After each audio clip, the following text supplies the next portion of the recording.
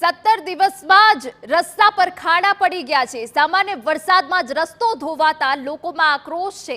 ખાનપુર તાલુકાના ભેવાડાથી લીંબડિયા તરફ જતા હાઈવે પર ખાડાનું સામ્રાજ્ય છવાઈ ગયું છે। રૂપિયા 1,32,00,000ના ખર્ચે આ બ્રિજ તૈયાર કરવામાં આવ્યો હતો।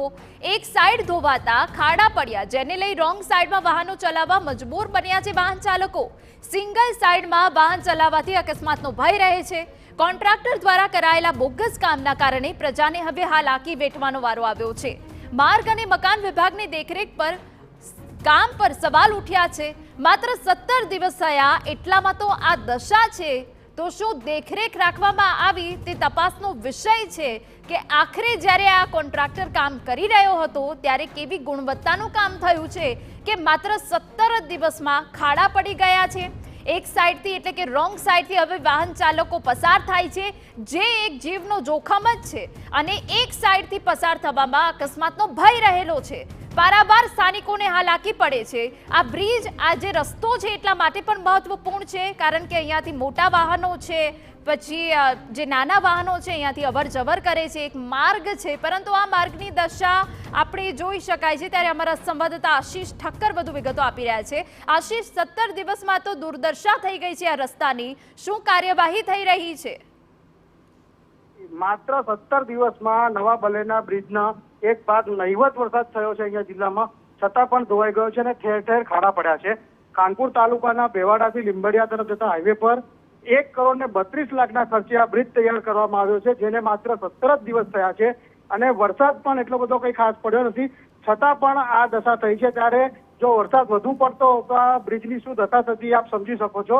વાહન ચાલકોને ખૂબ હાલાકી પડી રહી છે અને એક સાઈડનો રોડ ધોવાયો છે, જેને લઈને વાહન ચાલકો રોંગ સાઈડ પર જવા મજબૂર બન્યા છે, જેને લઈને અકસ્માતનો પણ ભય વધ્યો છે। ત્યારે આ કોન્ટ્રાક્ટર વિરુદ્ધ અને જે અધિકારીઓ છે એમણે શું ઇન્સ્પેક્શન કર્યું કે શું કર્યું તે પણ સમજમાં નથી આવી રહ્યું, કારણ કે આના પર દેખરેખ રાખવાની હોય છે, તે દેખરેખ પણ રાખવામાં નથી આવી એવું દેખાઈ રહ્યું છે।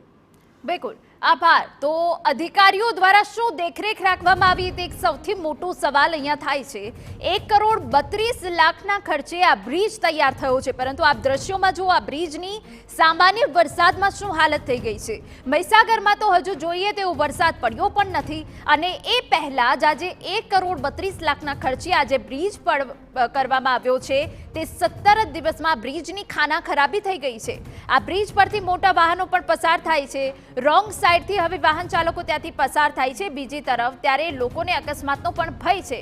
ત્યારે કોન્ટ્રાક્ટર દ્વારા કરાયેલા બોગસ કામના કારણે હાલ પ્રજાને પારાવાર હાલાકી વેઠવાનો વારો આવે છે। અધિકારીઓ દ્વારા શું દેખરેખ રાખવામાં આવી તે પણ એક સૌથી મોટો અહીંયા સવાલ ઊભો થાય છે, અને કોન્ટ્રાક્ટર સામે હવે કડક કાર્યવાહી થવી જોઈએ તેવો પણ સ્થાનિકોમાં એક આક્રોશ જોવા મળી રહ્યો છે।